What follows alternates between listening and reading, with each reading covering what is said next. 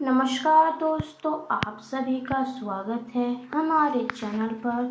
और आज मैं आप सभी के लिए लेकर आई हूँ आषाढ़ मास का 13वां अध्याय।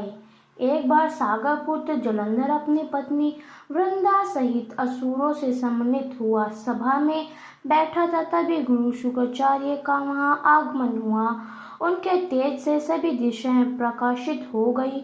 गुरु शुक्राचार्य को आता देखकर सागर पुत्र जलंधर ने असुरों सहित उठकर बड़े आदर से उन्हें प्रणाम किया। गुरु शुक्राचार्य ने उन सबको आशीर्वाद दिया। फिर जलंधर ने उन्हें एक दिव्य आसन पर बैठाया, स्वयं भी आसन ग्रहण किया।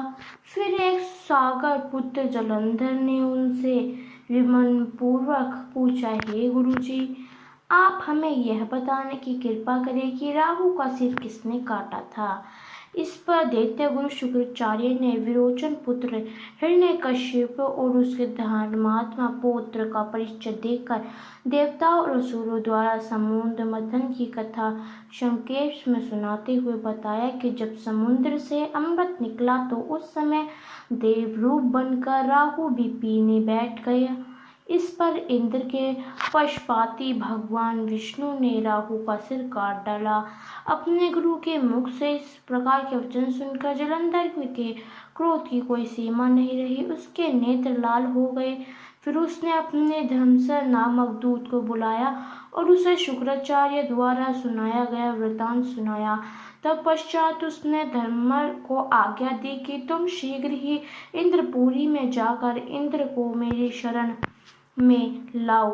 धर्मसर जलंधर का बहुत आज्ञाकारी एवं निपुण दूत था। वह जल्द ही इंद्र की सुद्वान नामक सभा में जा पहुंचा और जलंधर के शब्दों में इंद्र से बोला, हे देवतागण, तुमने समुद्र का मंथन क्यों किया और मेरे पिता के समस्त रत्नों को क्यों ले लिया। ऐसा करके तुमने अच्छा नहीं किया। यदि तू अपना भला चाहता है तो उन सब रत्नों एवं देवताओं सहित मेरी शरण में आ जा, अन्यथा मैं तेरे राज्य का ध्वंस कर दूंगा। इसमें कुछ भी मिथुन नहीं है। इंद्र बहुत विस्मित हुआ और कहने लगा, पहले मेरे भय से सागर से पर्वत अपनी कुक्षी में क्यों स्थान दिया और उसने मेरे शत्रु देवताओं की क्यों रक्षा की। इसी कारण मैंने उनके सब रत्न हरण कर लिए। मेरा द्रोही सुखी नहीं रह सकता, इसमें संदेह नहीं। इंद्र की ऐसी बात सुनकर वह दूत शीघ्र ही जलंधर के पास आया और सब बातें कह सुनाई। उसने सुनते ही वह दैत्य मारे क्रोध की अपनी होठ फड़फड़ाने लगा और देवताओं पर विजय प्राप्त करने के लिए उसने अघोर धारण किया। और फिर तो सब दिशा पाताल से करोड़ करोड़ दैत्य उसके पास आने लगे। शुभ निशुंभ आदि करोड़ों सेनापतियों के साथ जलंधर इंद्र से युद्ध करने लगा। शीघ्र ही इंद्र के नंदन वन में उसने अपनी सेना उतार दी। वीरों में संध्वनि और गर्जा से इंद्रपुरी गूंज उठी। अमरावती छोड़ देवता उसके युद्ध करने चले। भयानक मारकाट हुई। असुरों के गुरु आचार्य शुक्र अपनी मृत सजीवनी विधा से और देव गुरु बृहस्पति ध्रुवगिरी से औषधि लाकर जिलाते रहे। इस पर जलंधर ने क्रोध होकर कहा कि मेरे हाथ से मरे हुए देवता जी कैसे जाते हैं। जलाने वाली विधा तो आपके पास है। इस पर शुक्राचार्य ने गुरु द्वारा द्रोणाचार्य से औषधि लाकर देवताओं को जिलाने की बात कह दी। यह सुनकर जलंधर और कपित हो गया।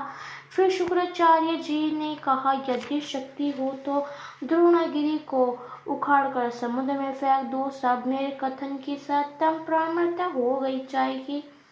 इस पर जलंधर कुपित होकर जल्द ही द्रोणगिरी पर्वत के पास पहुंचा और अपनी भुजाओं से पकड़कर द्रोणगिरी पर्वत को उखाड़कर समुद्र में फेंक दिया।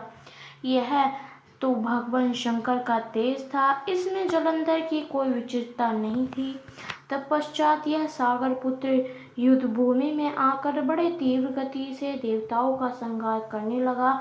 जब द्रोणाचार्य जी औषधि लेने गए तो द्रोणाचल को उखड़ा हुआ शून्य पाया। वह भयभीत हो देवताओं के पास आए और कहा कि युद्ध बंद कर दो। जलंधर तो को अब नहीं जीत सकोगे। पहले इंद्र ने शिव जी का अपमान किया था। यह सुन देवता युद्ध में जय की आशा त्याग कर इधर उधर भाग गए। सिंहूद निर्भय हो अमरावती में घुस गया। इंद्र आदि सब देवताओं ने गुफाओं में शरण ले ली। तो ये था हमारा आषाढ़ मास का 13वां अध्याय।